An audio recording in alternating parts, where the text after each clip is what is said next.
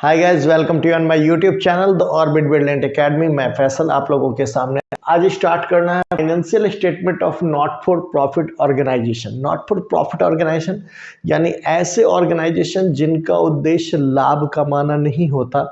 ये ऑर्गेनाइजेशन जो होते हैं बेसिकली सोशल वेलफेयर के लिए, सोशल सर्विसेज के लिए काम कर रहे होते हैं।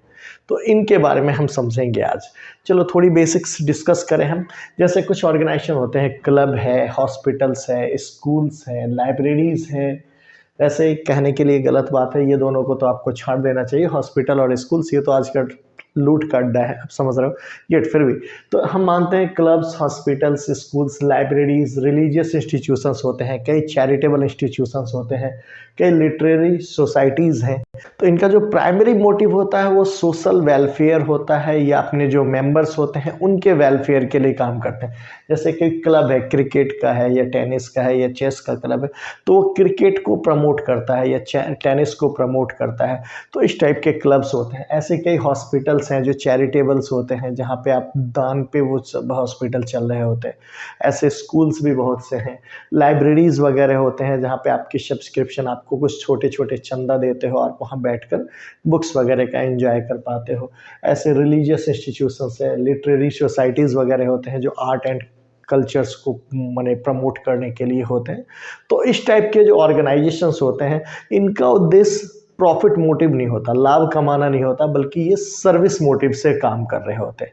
तो आज इन्हीं के हम फाइनेंशियल स्टेटमेंट को बनाना सीखेंगे कि इनके अंदर हम क्या क्या चीज़ें बनाते हैं और इनके जो अकाउंट्स हैं, इनके जो हिसाब किताब है वो कैसे रखे जाते हैं, इनको हम सीखेंगे।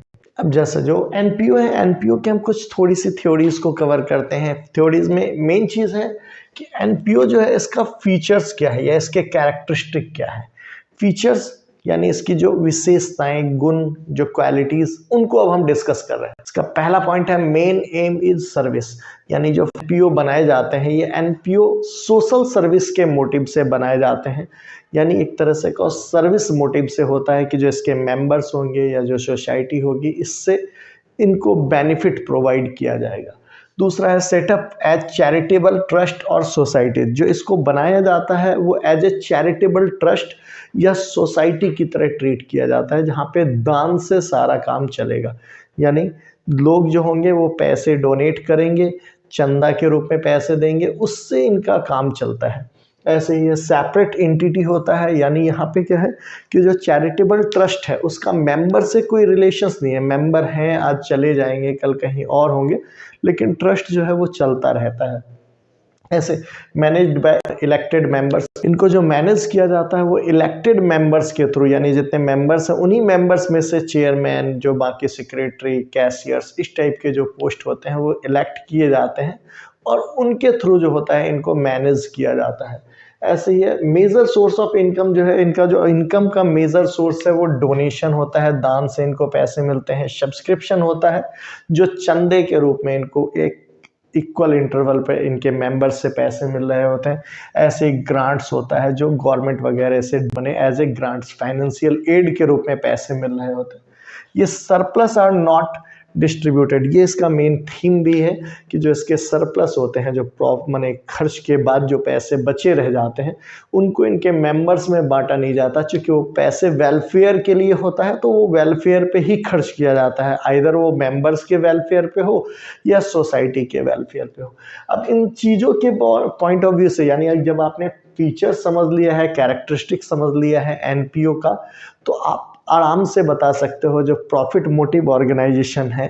चलो हम थोड़ा सा इस पर डिस्कस भी कर लेते हैं कि ऐसे ऑर्गेनाइजेशन जो प्रॉफिट मोटिव हैं, इनको आप फर्म्स कह सकते हो, जो फर्म्स है, बिजनेस है, इन सब चीज़ों के बारे में। और जो एनपीओ है, नॉट फॉर प्रॉफिट ऑर्गेनाइजेशन है, इनमें क्या डिफरेंसेस हैं। अगर हम इनकी बात करें तो चलो एक एक करके हम छोटा छोटा पॉइंट्स डिफरेंस को देखते हैं। सबसे पहला है कि जो बिजनेस फर्म्स होते हैं, ऑर्गेनाइजेशन होते हैं, जो प्रॉफिट मोटिव्स होते हैं, इनके पास कैपिटल होता है। ये अपना कैपिटल इन्वेस्ट करते हैं बिजनेस को लगाने के लिए, चलाने के लिए। इनके पास कैपिटल की जगह कैपिटल फंड टर्म हम यूज़ करते हैं। ये कैपिटल फंड नाम से इनका टर्म यूज़ किया जाता है।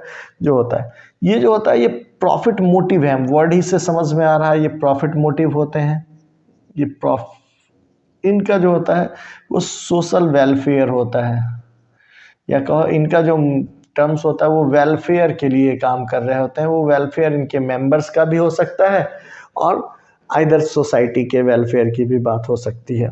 इनके पास जो स्टेटमेंट बनाने होते हैं, जैसे आपको होता है इनके पास जो स्टेटमेंट बनाते हैं तो आपको याद होगा ये trading account, trading profit and loss और बैलेंस शीट, ये चीज़ें बनाते हैं। इनको जो बनाना होता है ये नॉर्मली क्या करते हैं अपने यहाँ receipt and payment account, receipt and payment account, income and expenditure account, income and expenditure लिख देता हूँ आई, और बैलेंस शीट, ये तीन चीज़ें ये नॉर्मली बनाते हैं। इनके यहाँ जो पैसे बचते हैं वो एज अ सरप्लस, इनके यहाँ जो बचता है एक्स्ट्रा जो होता है वो नेट प्रॉफिट या नेट लॉस की तरह ट्रीट किया जाता है, और उसको पार्टनर माने जो ऑनर्स होते हैं, जो पार्टनर्स होते हैं, उनके बीच डिस्ट्रीब्यूट कर दिया जाता है। इनके यहाँ जो पैसा सरप्लस बचता है, जो एक्स्ट्रा यानी जो खर्च होने के बाद पैसे बचे रह जाते हैं, उनको हम सरप्लस कहते हैं, सरप्लस। और जो लॉस होता है उसके लिए डिफिसिट टर्म यूज़ किया जाता है, ठीक है। सरप्लस और डिफिसिट के पैसे जो होते हैं वो पार्टनर्स या जो फर्म माने जो मेंबर्स होते हैं उनके बीच, पार्टनर तो यहाँ होता ही नहीं, जो मेंबर्स होते हैं उनके बीच बांटा नहीं जाता है। तो ये इनके बेसिक डिफरेंसेस हैं जो आपको थ्योरीज के पार्ट में हमें देखने थे, तो मैंने कवर कराया आपको, आप इनको देखो। अब हम आते हैं बेसिकली जो फाइनेंशियल स्टेटमेंट हमें तैयार करने हैं उनको हम सीखते हैं।